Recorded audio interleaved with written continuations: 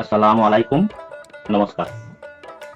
আজ আমি অন্নপূর্ণা ভান্ডারের ফর্ম নিয়ে কিছু কথা বলতে এসেছি। স্যার, আমরা তো সাধারণ মানুষ, শুনলাম অন্নপূর্ণা ভান্ডারের জন্য ফর্ম ফিল আপ করতে হবে। কিন্তু ফর্ম হাতে নিয়ে দেখি শুধু নাম ঠিকানা নয়, Aadhaar card, voter card, ration card, bank account, IC code, জমির তথ্য, পরিবারের সদস্যদের তথ্য, আয় রোজগারের তথ্য সহ অনেক কিছু চাওয়া হচ্ছে। গ্রামের সাধারণ মানুষ, দিন আনা দিন খাওয়া মানুষ, বয়স্ক মানুষ, অসহায় মানুষ যেন কোনো হয়রানি ছাড়াই সরকারি সুবিধা পায়।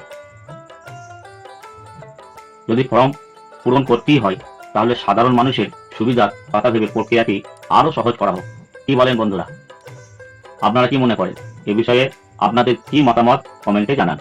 এই মেসেজটি বেশি বেশি শেয়ার করুন, যাতে সাধারণ মানুষের কথা সবার কাছে পৌঁছে যায়। সবাই ভালো থাকুন, সুস্থ থাকুন। ধন্যবাদ।